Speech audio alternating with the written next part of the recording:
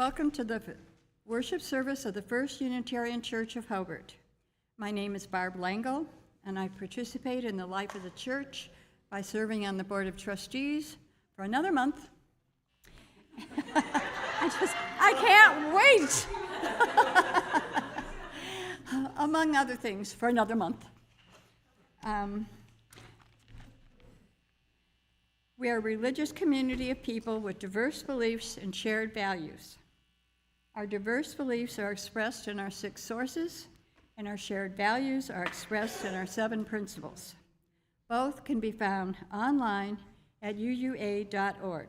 Together, we strive to grow spiritually, build community, and live our values in the world. I have a few announcements. Ministry chairs, remember that your annual reports go in today to Ashley. Today.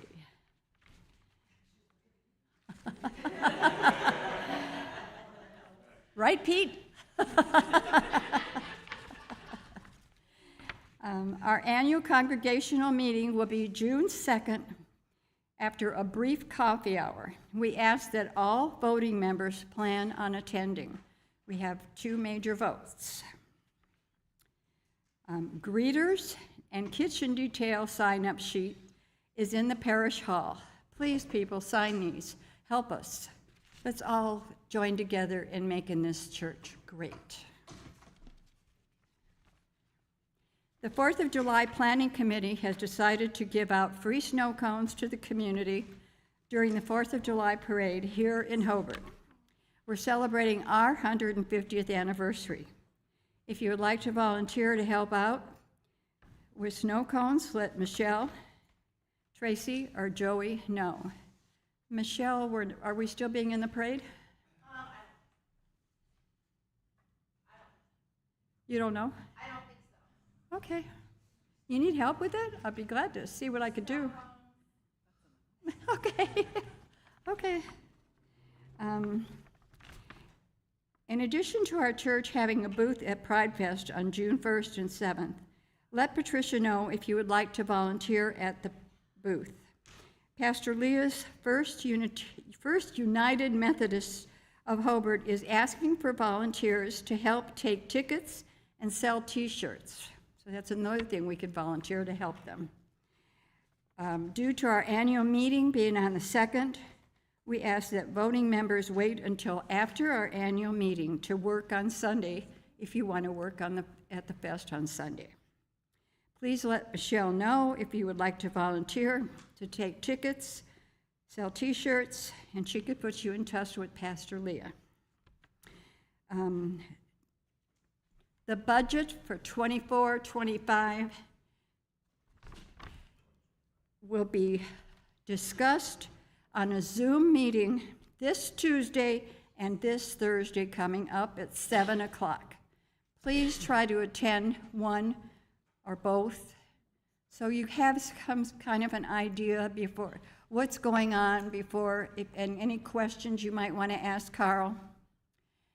It'll be from 7 to 8 this Tuesday coming up and this Thursday on our regular church Zoom. We'd like to have you questions answered before the meeting, so the meeting will run smoothly. There will be a Q&A session on the proposal revised of bylaws after the service today, around 12:30 in the sanctuary. Okay. When Pastor Tom is not in the pulpit, we invite a guest or a member of our congregation to speak. Today, Pastor Tom has asked Reverend Allison Farnum to stand in. Thank you. Thank you so much. We are currently streaming our services online. The Joys and Sorrows portion is private, and we will take a break at that time. Other than that, the service will be recorded and be available for future viewing on Facebook, YouTube, and the church website. Now please let your Facebook and Twitter friends know that you are attending worship with hashtag First Unitarian Hobart. Please silence your devices, take a deep breath,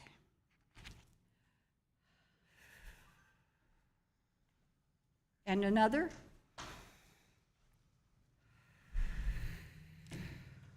Now join us in the spirit of reverence.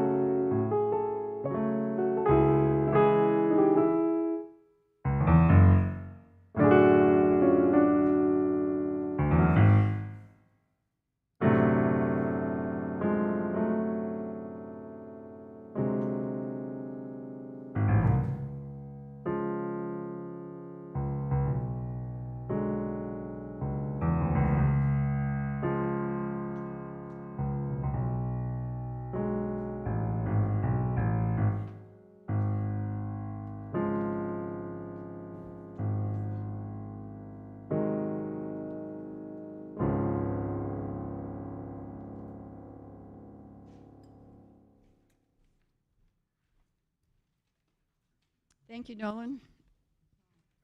Now please join me in the lighting of the chalice.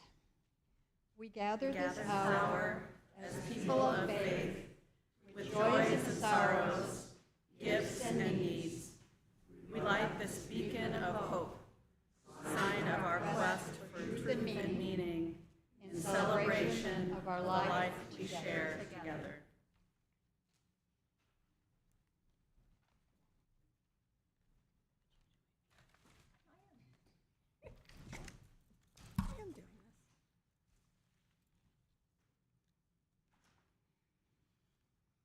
Let us enter this sacred sanctuary the way a soft infant enters the bright world.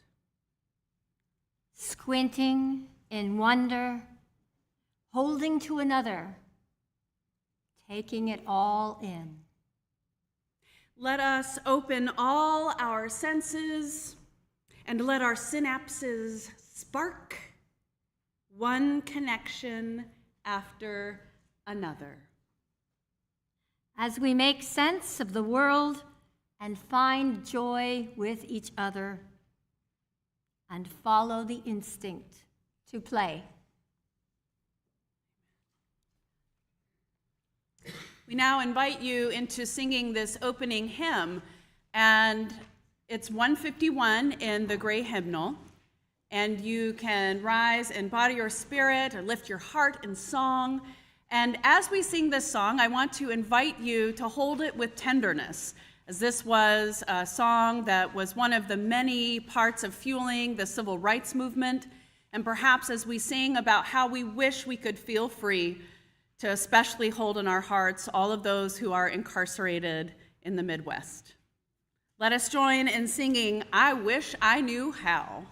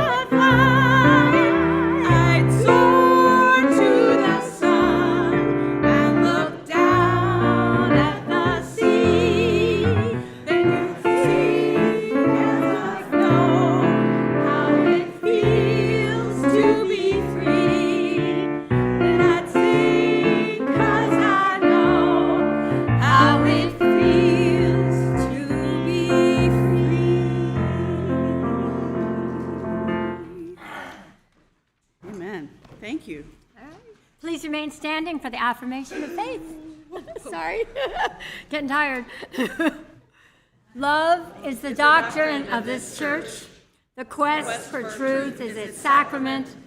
Service is its prayer. And this is our covenant, to dwell together in peace, to seek the truth in love, and to help one another.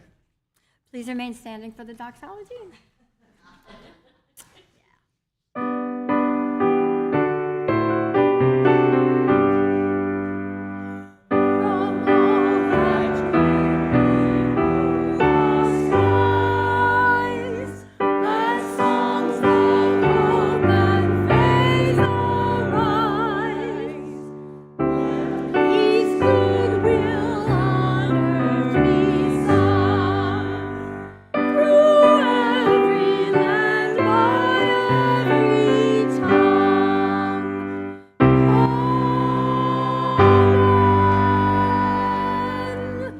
You may sit.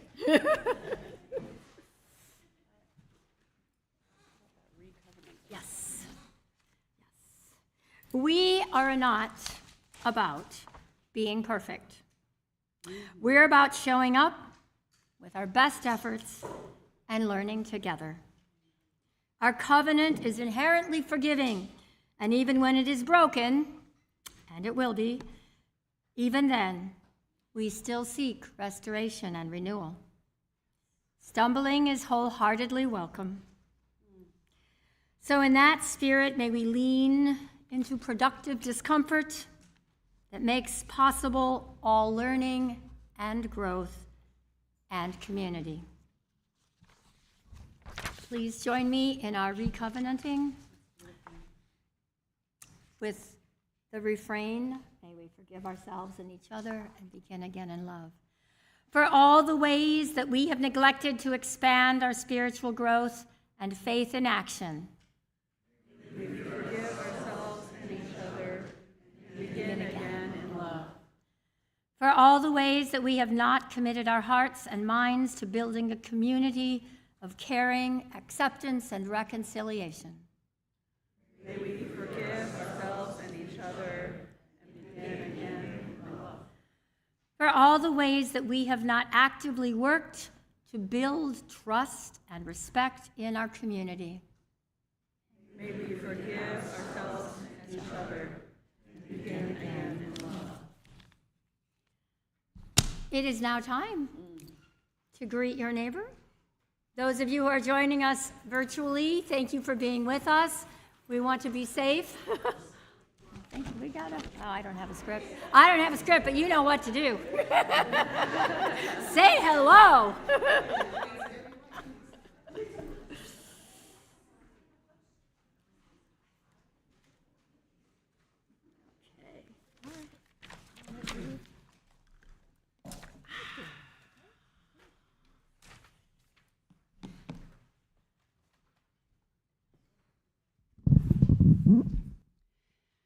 Now is the time in the service when we bring into this circle of love and hope the joys and the sorrows and the milestones that are in this community. And so I will get my steps in.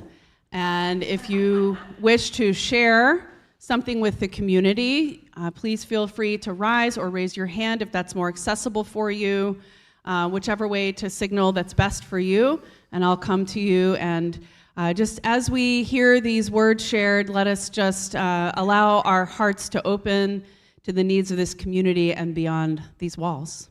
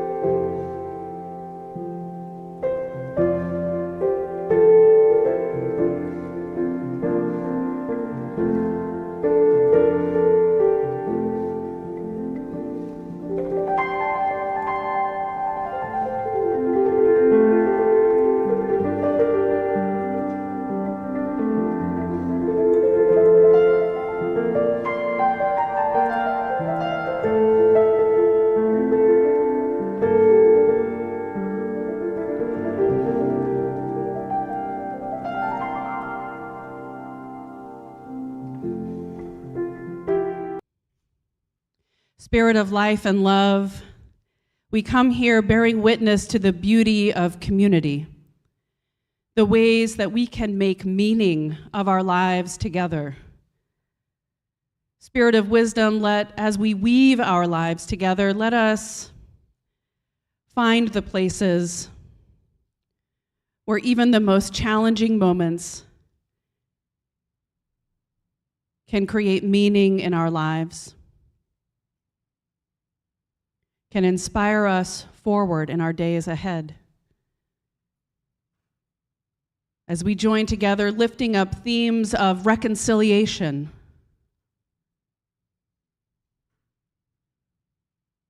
feeling how it feels even in our bodies as we approach things that are new, whether it be new family members, being that person who might invite healing between people, being that person who is seeing the mending and the meaning in the mending of a universe.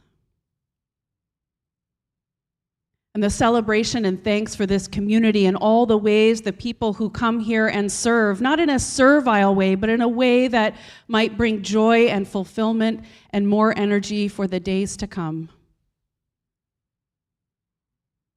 As we gather in the spirit of gratitude, making space for those who might not feel grateful right now, whose hurt is so strong, and inviting for all of those who are hurting, that there might be a day where the hurt is a little less, and that those folks feel held in love in this community, and held by a larger love that weaves us all together and reminds us of our interconnectedness. May it be so. Ashe, salam, shalom, amen, and blessed be. Amen.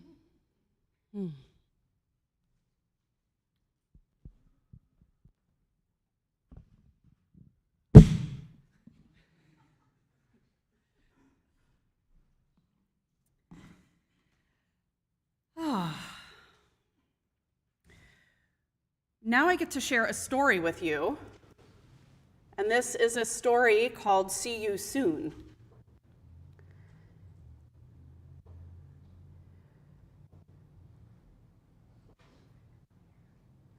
Let me find my...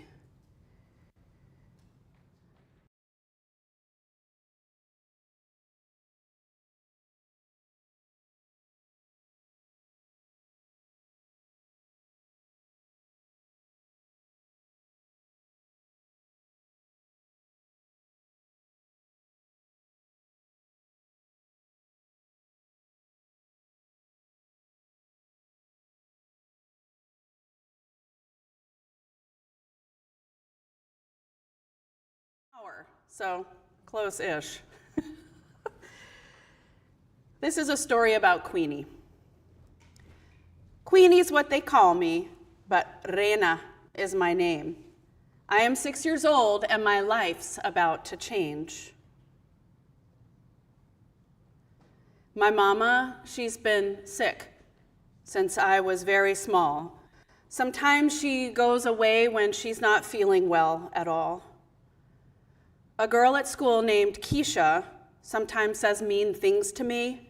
Your mama, she takes drugs. Your mama is a junkie. Keisha's words sting my heart and leave me feeling sad. Don't pay her any mind, says Grandma Louise. Your mama, she's sick. And that doesn't mean she's bad. When mama isn't sick, we are two peas in a pod. We shop at the grocery store, roam aisles even and odd. We share ice cream sundaes and play games at the park. We wash clothes at the laundromat and watch the fireflies in the dark. Today, we're riding on a train. Grandma, Mama, and me will board the bus to the county jail once we get out of the city. Grandma's reading the Bible, Mama's looking out the window. No one is speaking, not one word. We don't have much further to go. I have so many questions I'd ask, but I'm afraid. I push my fingers through my mama's, weaving them tight like a braid. Standing tall in front of the jail, I breathe in and find the strength. I ask Mama, "Where will you sleep?" She looks like her heart will sink. "Can I see your room?" I ask. Mama's eyes are bright with tears. "No, baby girl, no one is allowed." She speaks, but I don't hear.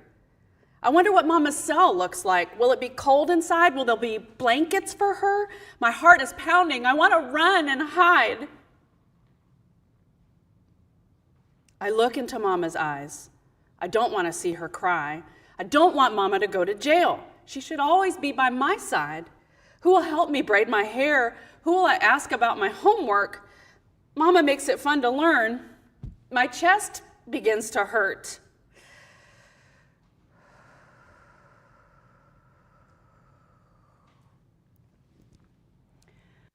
Mama opens her arms up and wraps me up. She hugs me so tight. "You be good, take care of Grandma. Baby girl, I'll be all right." So many questions are swirling in my head. I have time for just one more. "When will I see you again, Mama?" "Soon, Queenie, soon," she says to me. "Time will fly, don't you worry, my Queenie." Grandma Louise takes my hand and we walk to the door. 2 years is not soon. I yell, I'm so mad my face turns red. Grandma gives me a look and I say, "Sorry," and I bow my head. I don't want to leave my mama. She's going to be in there all alone. But Grandma says it's time to go. We got to catch the bus and the train home. Mama kisses my cheeks wet with tears. She turns and walks through the gate. I beg her not to go, to stay with us.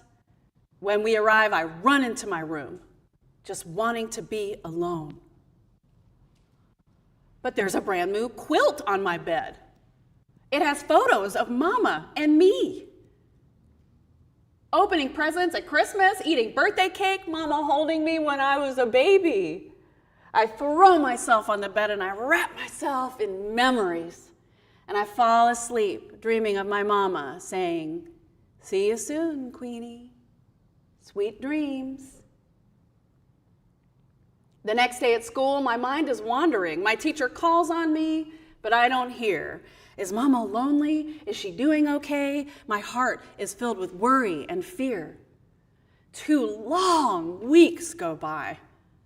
And then one day, when school is done, I find a letter on my bed, and it's my Mama's handwriting, shining bright like the sun. The letter reads, "To my baby girl Queenie from Mama." I open it up slowly, slowly, gently. I sit down on my bed to read it, and my heart fills with peace. "Dear baby girl, this is your Mama, and I love you. I loved you before I even met you. I love you still, and I always will. Even though I'm away, my love is always here to stay. See you soon, Queenie. Love, Mama." Grandma comes into my room and she has a grilled cheese sandwich for me. She says, "Do you want to visit your Mama on Saturday?" I jump up and down and shout, "Yes, yes, yes," and I rain down kisses all over my grandma's face. And when bedtime comes, I hold the letter as darkness fills the room. I fall asleep hearing my Mama's voice. "See you soon, Queenie. See you soon."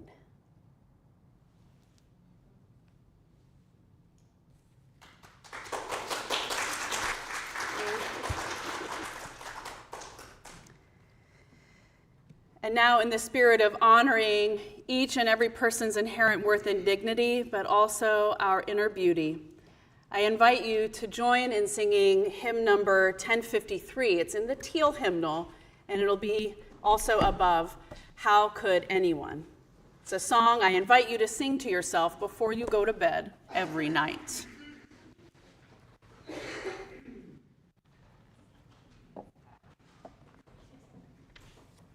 Nice.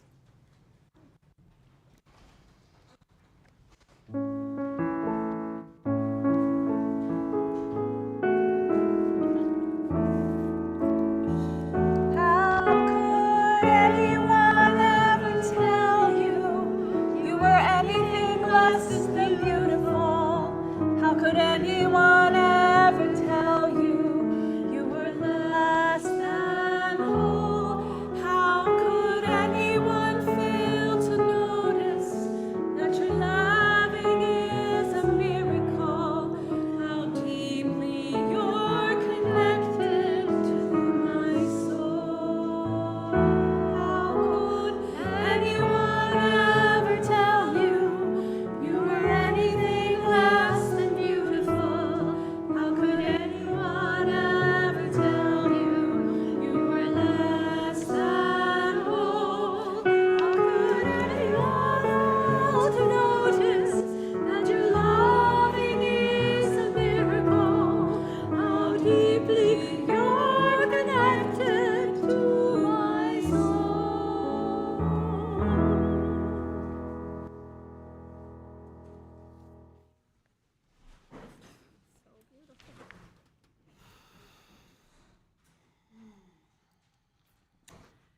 The Mirror by Lonnie Smith.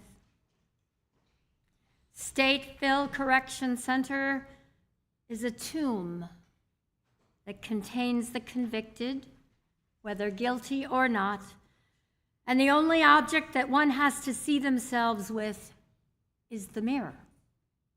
A mirror is no respecter of person. The distorted view can be a true reflection of self. The mirror is, is a consistent companion in one's solitude and gives solace in seeing a familiar face that keeps you company in the loneliest times.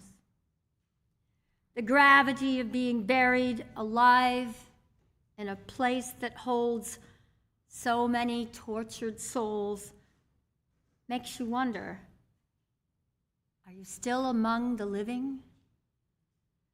But the mirror confirms you're still alive. The mirror gives you vision beyond the 10-foot by 6-foot concrete box and iron bars to see dull surfaces intended to dehumanize the soul and suppress our emotions. In wonder, a select few can see glimpses of beauty, and sometimes capturing one profound image can give you peace throughout the day.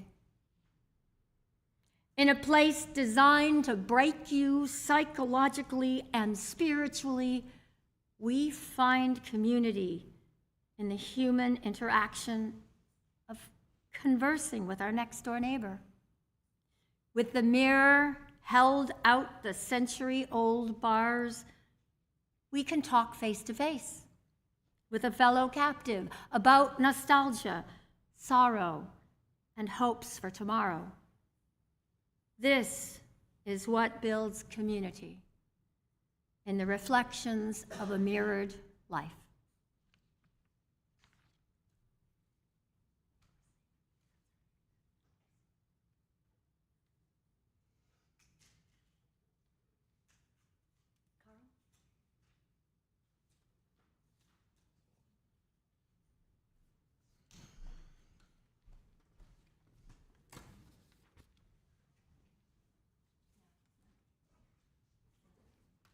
Sorry, a little change of program. This is not the postlude, this is now.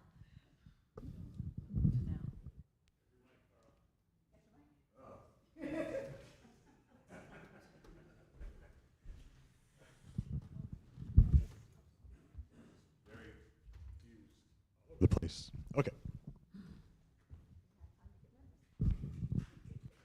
Yes, y'all got this. Wow. Okay.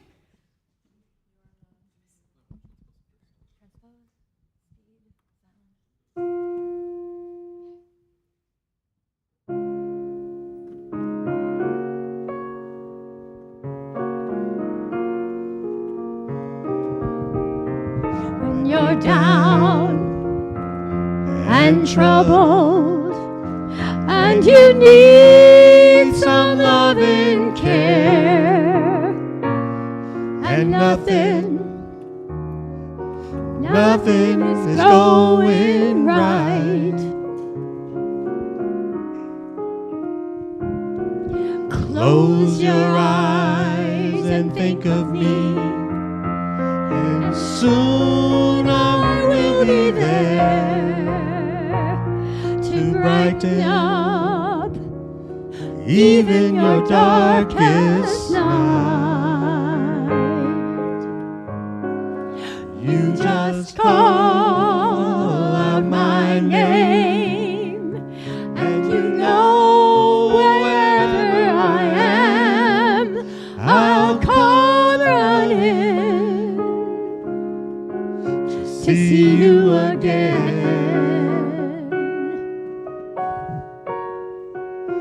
Winter, spring, summer, or fall, all you've got to do is call, and I'll be there. You've got a friend.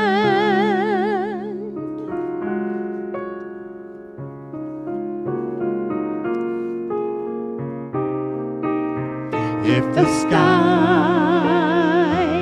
above you grows dark and full of clouds, and that old north wind begins to blow,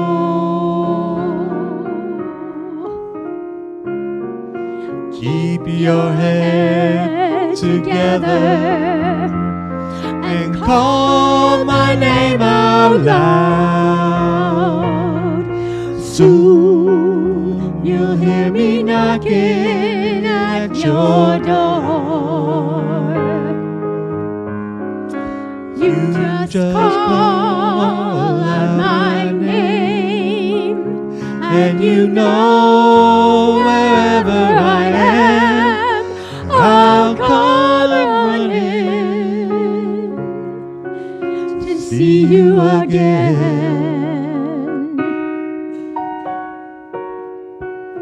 Winter, spring, summer, or fall, all you've got to do is call, and I'll be there. You've got a friend. You've got a friend.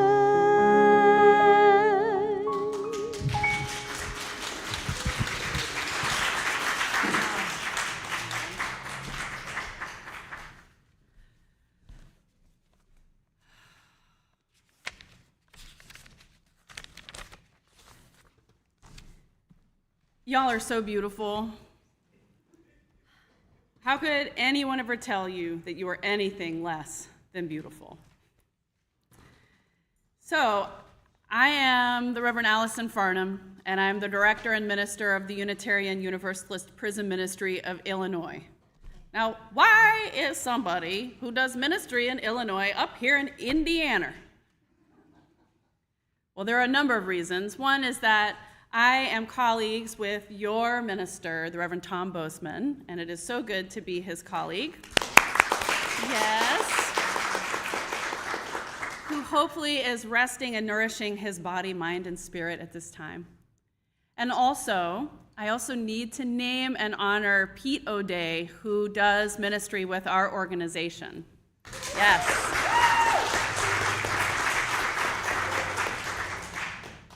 Winter, spring, summer, or fall, he is there at Cook County Jail, witnessing and facilitating peace, reflection, and holding up a mirror and letting people see their own beauty and worth. And his ministry is deeply important. We are Unitarian Universalists. We are a people who believe that no one is outside the circle of love. We are people that understand that everyone has worth and dignity, and that everyone deserves not only a second chance, but a millionth chance and also maybe even a first chance. We are a people who affirm that no person is disposable and that we, in every moment of our lives, are learning and growing and turning towards what is good in ourselves and have the opportunity to turn towards the goodness in others. In this way, we refuse to abandon one another and fellow human beings. And through church community, we are the ones who render ourselves human in front of one another. In the cultures around us that would tell us that we are what we buy or what we do or produce, we come here to remind ourselves of our humanity, of the worthiness of our bodies, however our bodies are in the world. And not only of our own in this community and in these walls that we're creating, whether virtually or literally physically here, but honoring all human bodies. Understanding our connectedness not only to one another, but to the universe itself. So it is a beautiful thing for me to have the opportunity to travel from pulpit to pulpit and to remind you Unitarian Universalists ultimately of the beauty of our faith tradition and how powerful it is when it moves inside prisons and jails and in carceral systems, where people are told that they are disposable, where their bodies are treated and their minds and their spirits are treated brutally, where they are told very often, not all the time, but most often in spiritual care, that they are there to be punished by God. We offer something different that honors the beauty of all people, and we refuse to abandon. So let me show you a picture of my friend Monica Cosby. Monica was locked up for over 20 years in Logan Correctional Center, and she shares a story, and she often will share stories, and I share these with her permission, about how in prison people form communities amongst themselves. And so when Pete and other people go inside and lead peace circles and talking circles and teach that we can be a spirit of reconciliation and healing and mending in these spaces, it's not only in that circle where that spirit grows, but it's when people leave and are witness and bear witness to one another, they can form community together. And so oftentimes there's a power dynamic where people in prison are seen, it's like, oh, we're here to save. But as Unitarian Universalists, we don't come in that way, do we? Instead, we honor the inherent worth and dignity of all folks and honor also the organizing, the political organizing that's happening inside prisons so that people are empowering themselves to lift each other's voices up and to lift each other up and to try to keep their heads together, as Carole King sings, to remind themselves that they have friends inside. And a lot of that happens when we from the outside, who are not locked up, are reminding folks that they can do this together. They can build communities of resistance and joy together. One story Monica tells is how when they were working in the cafeteria, because the prisoners actually are the ones who make the prisons run, they were working in the cafeteria and somebody made a silly face at a guard. And it was an intentional move because that woman knew she would get a ticket for making a silly face. But she did it because she knew it would lift the spirits of the woman who was having a hard couple weeks, who was on the edge of not being able to keep her head together. These are these intentional forms of resistance that can happen inside that allow people to remember that they are human and have agency in a place that does not recognize that. So there are many barriers to connecting with folks who are inside. Pete himself had to go through a lengthy application process, had to go pick up a badge on a day that he probably wasn't even going to the jail to do ministry. The barriers are so great. I'll show the next picture is a picture of me and my pen pal and my dear friend Lonnie Smith.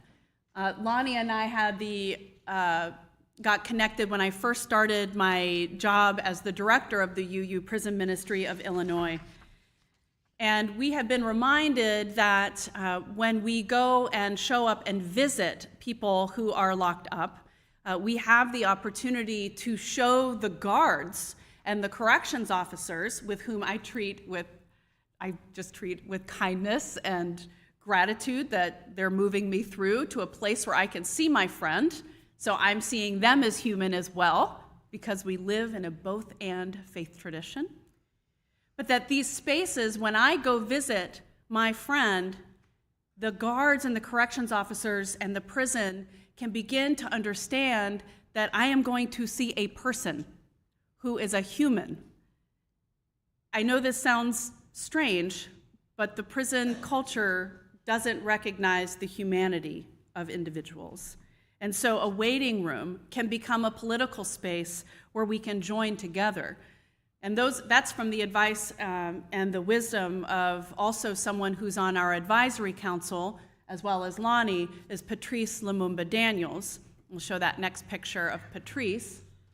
Patrice is flanked by me and Megan Selby, who is one of our advisory council members as well.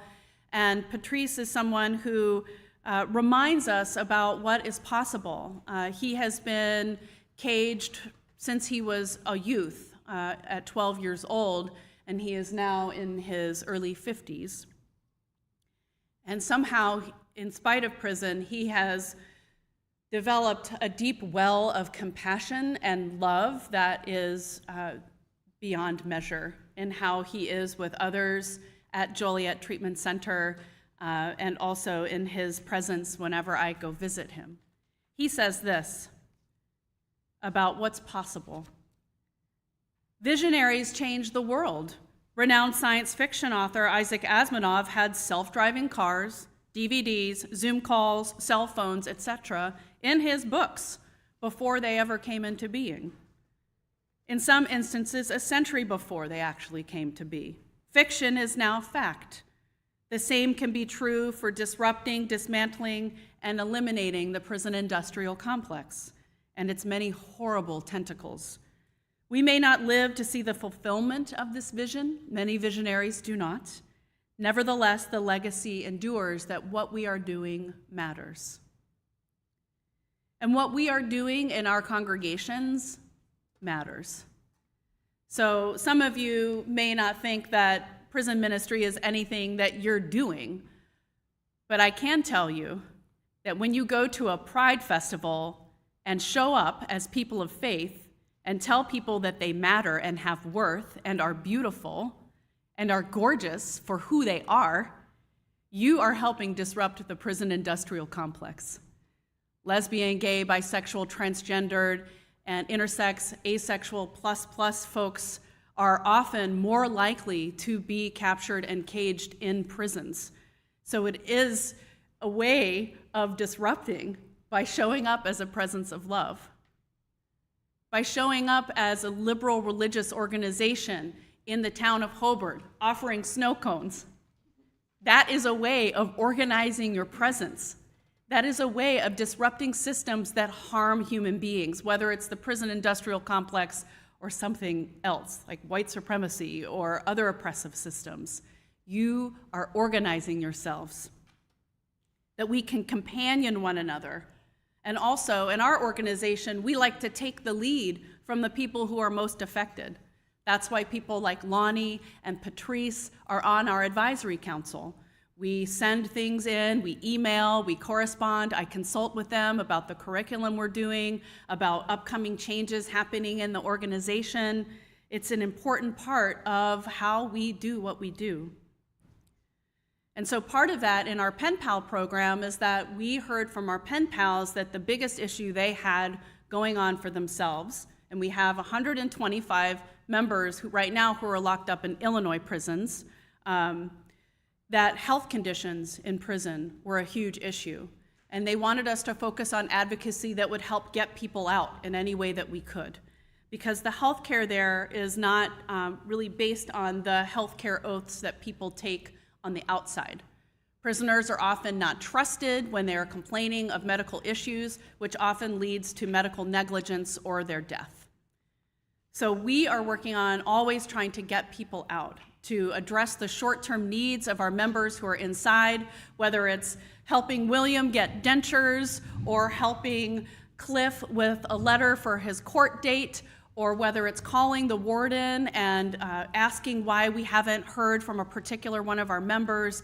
These are all short-term advocacy things that our organization does, and it's not me making those calls. It's pen pals, people on the outside who are Unitarian Universalists who care because they're connected with other humans who happen to be locked up in Illinois prisons.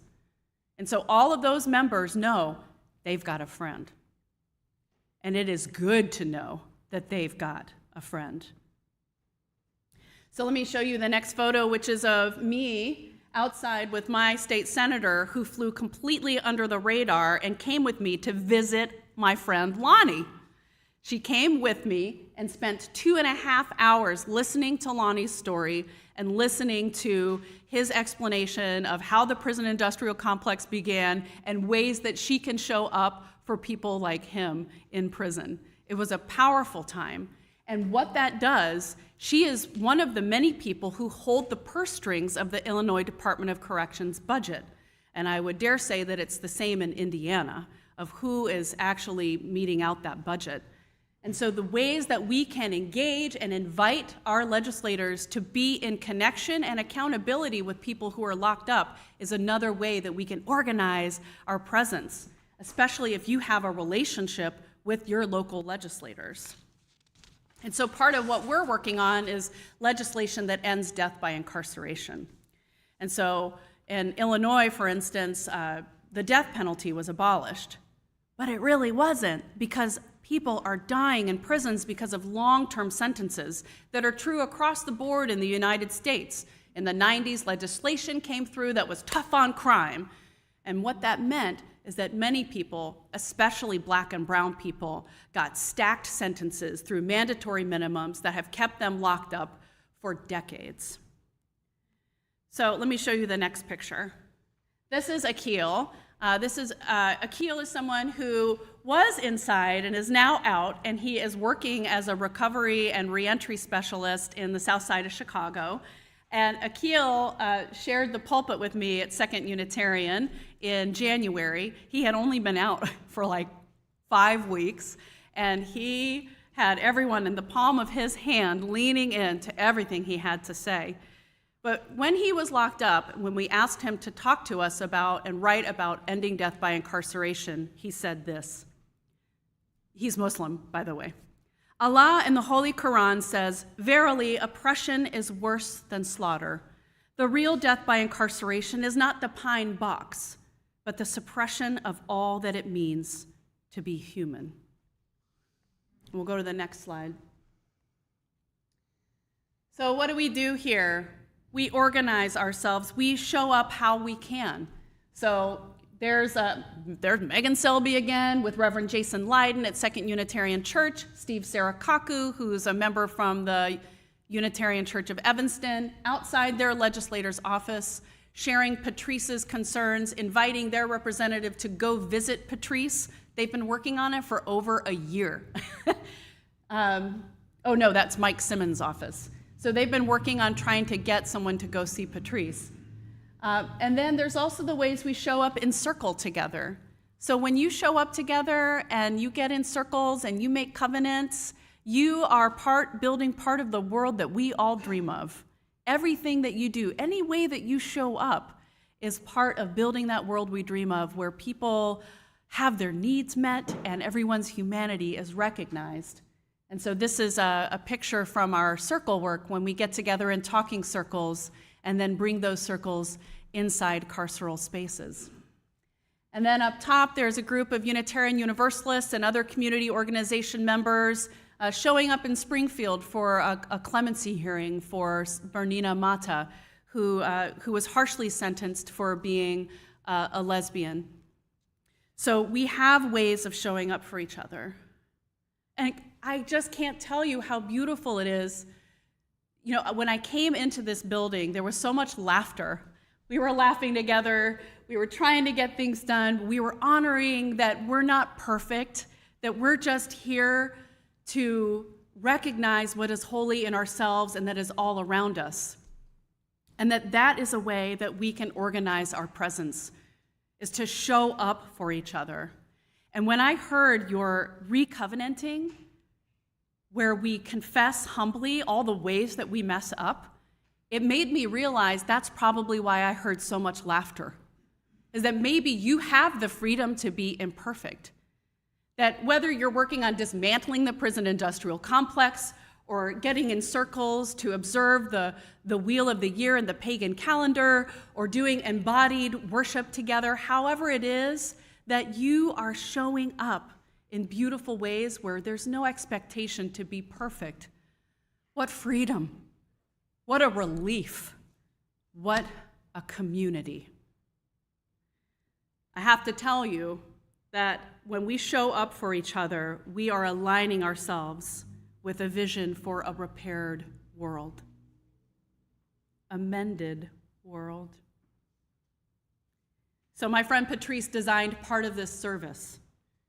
And so he is the one who really wanted Maggie and Carl to sing, "You've Got a Friend." And I want you to invite, thinking of his experience having been locked up as a youth and then locked up again since 1995, when you hear these lyrics. Now, ain't it good to know that you've got a friend? When people can be so cold, they'll hurt you and they'll desert you and they'll take your soul if you'll let them. Oh, but don't you let them. Friends, we can't let them. We must hold on to our souls and hold tenderly onto the souls all around us for our dear life, congregational life, what you're doing, building connections, honoring transitions, making spiritual friends, honoring the best of what it is to be human in places like this beautiful, bright spot, an oasis of fortitude, of courage, and refreshment for the journey. Ain't it good to know that you have this church? Yes! That it ain't perfect, but instead it's filled with precious, fallible lives, and that this community is dynamic and learning and embodied, and it's a growing entity that is more than the sum of its parts, and that you can organize your presence to help with the repair of the world, to a world of salam, that vision of heaven in the making through community. So at the UU Prison Ministry of Illinois, I bring you greetings and invite you to expand that community, to join with good people like Pete and expand those ideas of what community can mean. And with thanks to so many of you who continue to organize a UU presence wherever it is needed here in Hobart.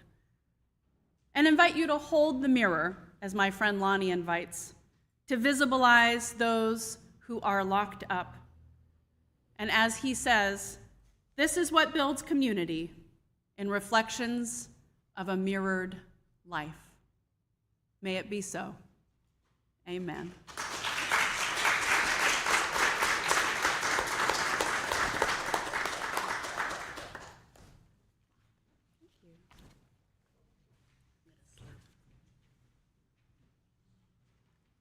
Oh, look who it is. Speak of the angel. Somebody you know? Thank you, Reverend Allison, for your presence today and for everything you do, and for your inspiring leadership. You're welcome. Personally. Come here. Appreciate you. Before we take our offering today, I just wanted to mention a couple things. One is, given the topic this morning, I would like to point out my friend and also one of my mentors, Jerry Ashmore, who has gone to Indiana State Prison for meditation teachings scores and scores of times over years, and a member of this congregation. I'm proud to call him my friend.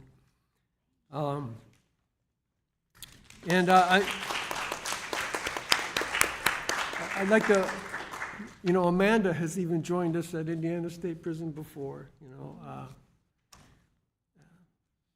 It's a great community. This is a great community. We come to the time in our service where we do our offering. For those not with us today and joining us virtually, there is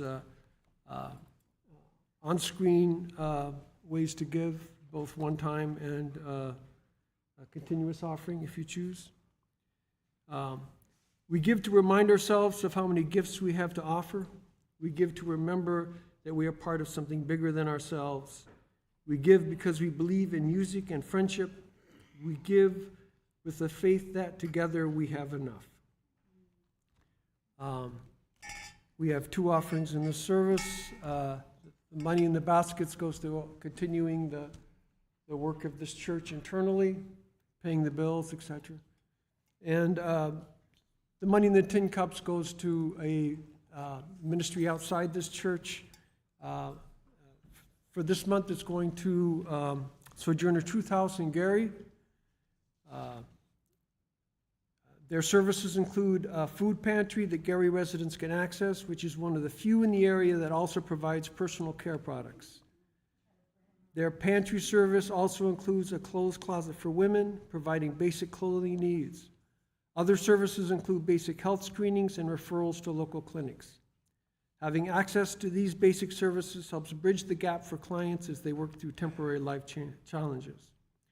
We will also collect items, physical items, in the next room in the rolling box there, including deodorant for men and women, cereal, and pancake mix. We are also putting together a First Unitarian walking team for the fundraising walk on June 8th from 8 to 11. Please let Marianne Stark-Bussey or Cindy Hazeman know if you would like to join the UU walking team. Can I get 4 volunteers?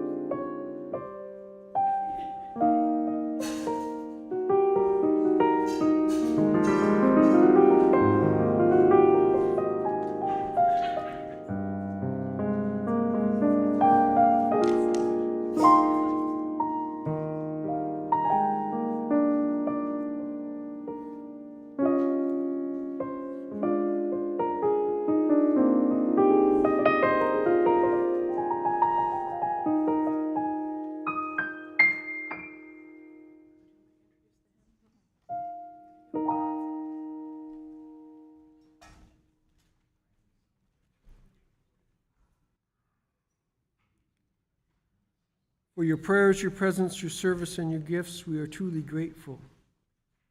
Before I introduce the next hymn, I would like to make one final explanation on this topic. You heard Reverend Allison's wonderful sermon and the story by Marianne Kaba, African-American woman who's dedicated her life to abolition work. The story, See You Soon. I would like to add an exclamation point to that, and to remind us all that the United States has just over 4% of the world's population. But 40% of all women who will sleep in a cage tonight are doing so in the United States. Please join us in our closing hymn, number 1021, Lean on Me.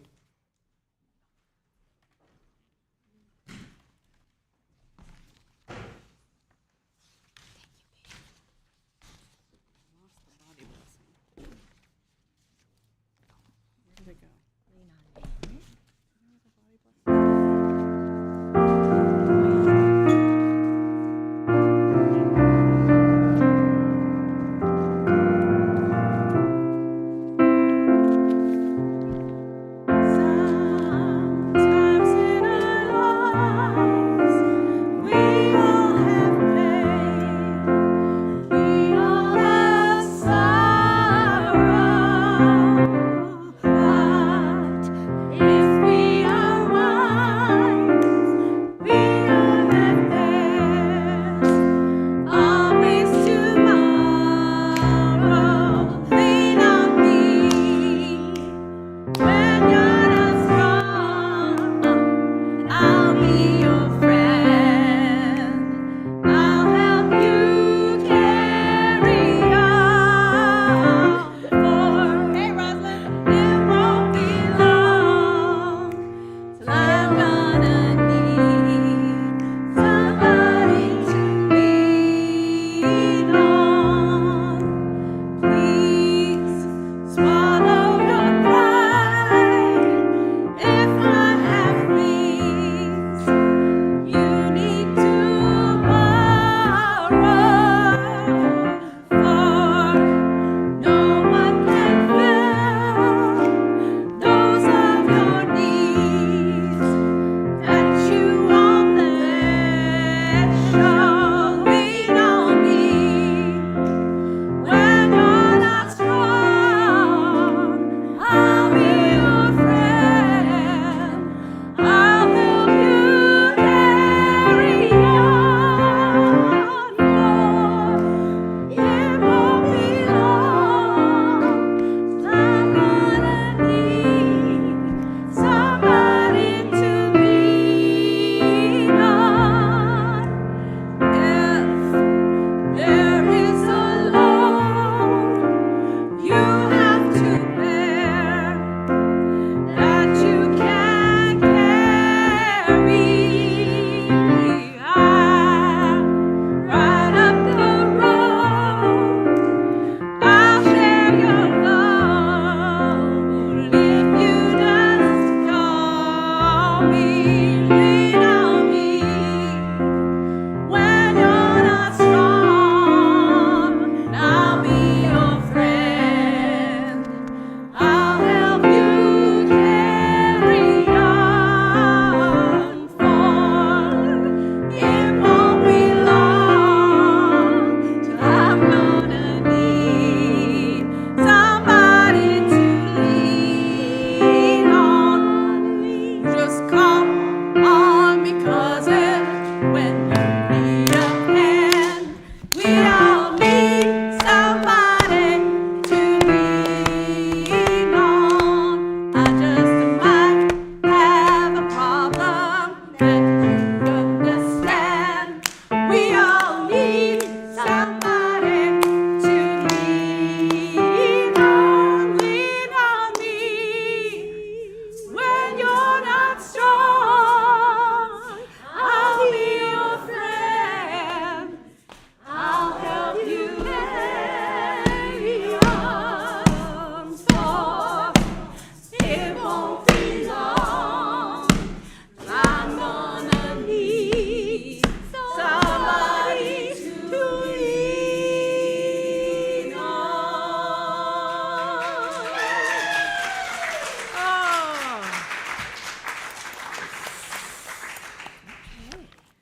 You can remain risen or sit as is comfortable for your body. I wasn't clear in the connecting of bodies, but here we are, bodies, and you have been studying and sitting and reflecting about bodies. And I've been talking about bodies who are caged. And so just offering a sense of autonomy in your own body as we recognize all the bodies around us. In this body blessing, which you have been, a practice you've been doing by my colleague Lisa Bovey-Kemper. And you can follow my gestures. May you be blessed with wisdom, knowledge, and understanding. May your intellect take you far on your journey. you have been blessed with reason and free will. It is your call every day to use these gifts. May you be blessed with voice. May you learn the complex nature of truth-telling. The ability to speak the truth in love is something that requires honesty, empathy, and care. You are challenged every day to seek the joy that comes with sharing your truth compassionately, as well as listening to others. May your heart be full and blessed with love. May you know the agony of heartbreak as it is intertwined with the elation of true love. Your heart is strong and a resilient organ, one that will be with you till the end of your time on earth. May you heed the wisdom of your heart and always trust the truth it tells. You are blessed with the gift of sexuality. May you always remember that you are a beloved child of God, little g. Your body is sacred and belongs to you alone. May you live into the full expression of your identity as a human being, embracing your true sexual and gender identity. The gift of sexuality brings with it many rewards as well as great responsibility. May you always retain power over your own being, striving toward mutually fulfilling and just relationship. When you were a baby, your tiny hands were the first contact with the world. Before you could see more than a few feet in front of your face, you grasped the fingers of your loved ones. You catch yourself with your hands when you fall. You express love and comfort to others with them too. May your hands be gentle and strong. May you use them to carry light into the darkness and rest to the weary. May your hands always find the place of greatest need, beginning with your own. And may the Creator of all things hold you in the palm of your hand wherever you go. May you be blessed on this journey.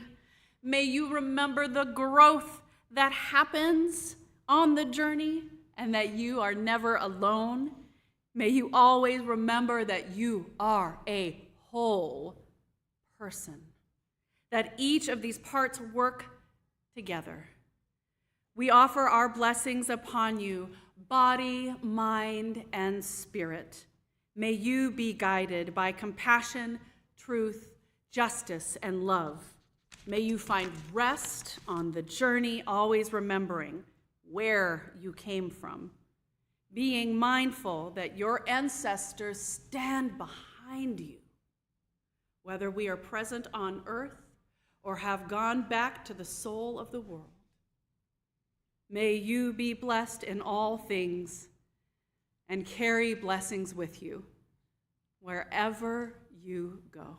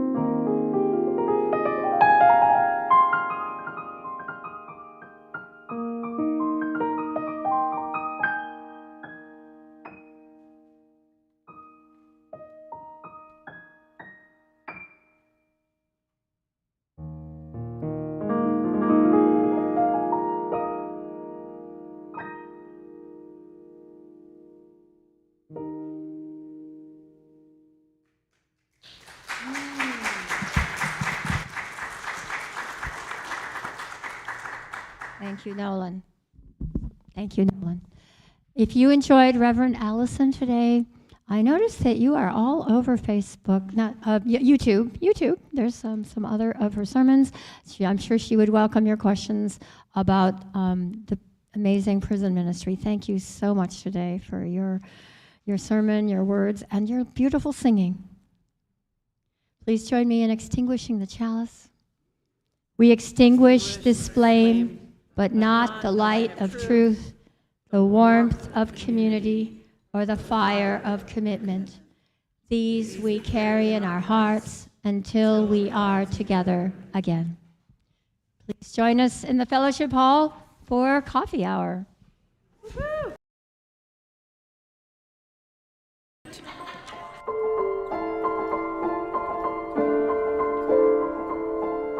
Woo-hoo!